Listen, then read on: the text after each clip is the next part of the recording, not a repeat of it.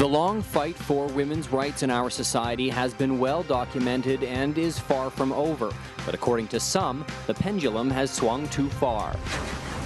A burgeoning group says bias now exists towards men, especially in the areas of domestic abuse, child custody, and divorce proceedings, and they say they have the stats to back it up.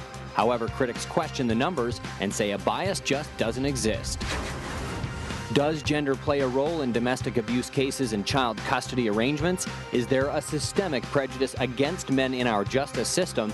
And is new legislation needed to ensure a level playing field?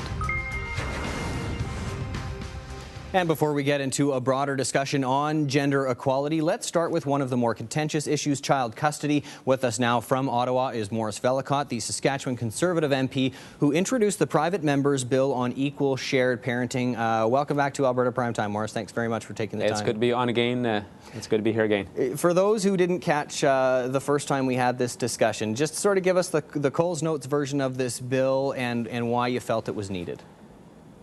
Well, it's something that I personally heard from parents and individuals over a course of a number of years here as a Member of Parliament, and more particularly the Canadian Equal Parenting Council, an umbrella group for about 40 organizations that promote and advocate for equal shared parenting, have been most helpful over the course of time as we've got this draft of a bill together. It's not a perfect bill. We're open to suggestions. There's various groups in the country that are weighing in and assessing it now, but we say, hey, we'll look at those things and try to get it right so that the best interests of children are served. So basically we have in this bill the presumption in the bill itself, inherent in the bill, is the presumption of shared equal parenting aside from proven cases of abuse or neglect. So obviously that aside, that the premise or presumption in cases of breakdown of marriage would be there would be equal shared parenting, which is to say that generally speaking it'd be worked out on a 50-50 basis.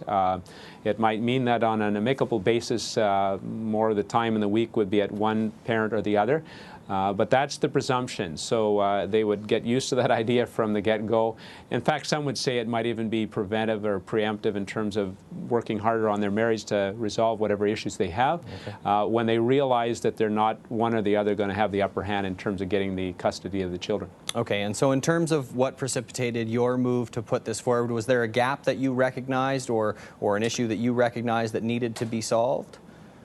Right. Well, definitely in the Divorce Act right now, there seems to be a major problem in terms of the best interests of children are not taken into account. All the studies that I read and some of the best work that's been done in this by Professor Edward Kruk, University of British Columbia, and other people indicate that the best social outcomes for children are when they can have the maximized involvement of both parents on a fairly significant basis in their lives, and that all the indicators, all the outcomes are better, are improved by way of both involvement of both parents in a very major way in their lives, even in the aftermath of a breakdown of a marriage. Okay. As we both know from the last time we had this discussion, a bit of a pile-on on you, unfortunately. There is a lot of criticism to this bill. I want to read to you an excerpt from an analysis of the bill. This is conducted by the National Association of Women and the Law.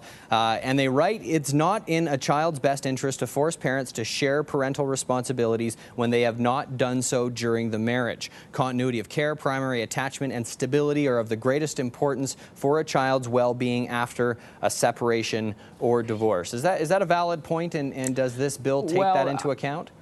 I think we will have some good conversations with those folks and some of the other Canadian Bar Association and the Quebec Association and so on in the days ahead to try to get this right. But I would actually say, in respect to the remarks that you read to me, some of that is a fairly outmoded and outdated kind of a concept to say this day and age, particularly where husbands, the men will have like about a 49% involvement in terms of time, women 51% in terms of the care of the children. So it's approximating almost more closely on an equal basis that way. So this notion that one doesn't have any involvement, this is hardly the case anymore.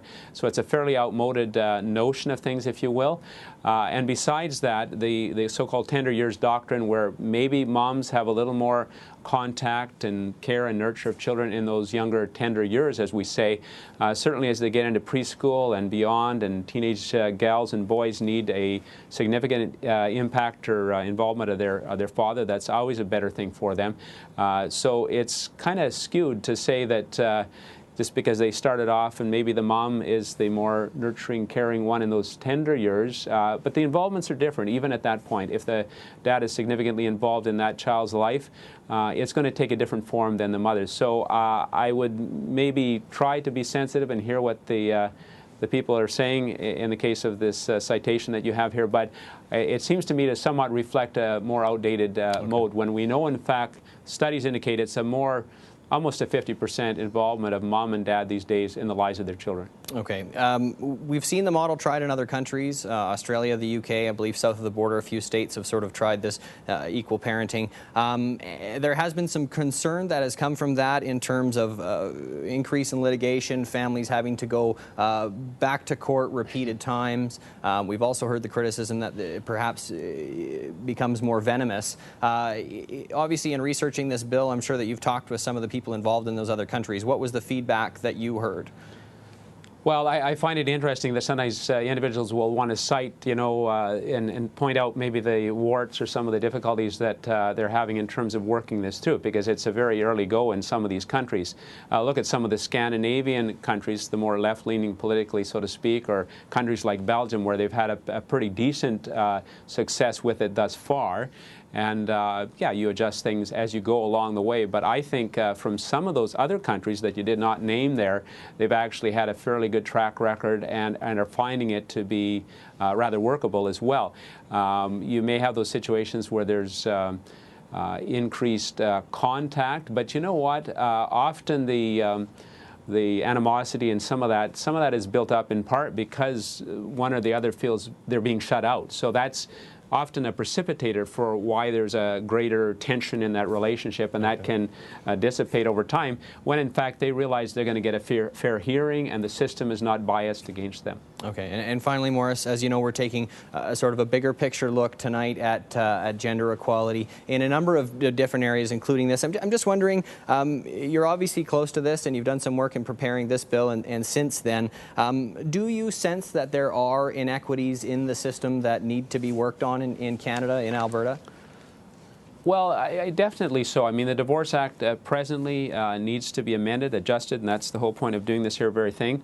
When we find that across the country, 80+% of Canadians want for equal shared parenting along the lines that we've described here. In fact, it's slightly more women than men, so that tells you something significant. But about the same mark in the 80% range. Or plus.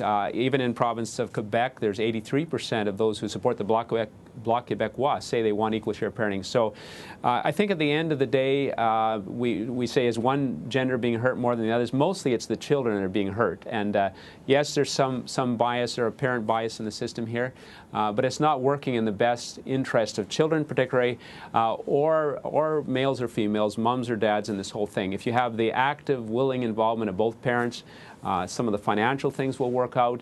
And I think all in all, the best outcomes of children are met by way of equal shared parenting, and that's the whole premise and intent of the bill. Okay. Member of Parliament Morris Vellacott, thank you very much for your return to Alberta Primetime. Appreciate it. You bet. And when Alberta Primetime returns, do both sexes receive fair treatment in the Canadian legal system, not just around child custody, domestic abuse as well? We'll find out after the break. Stay with us.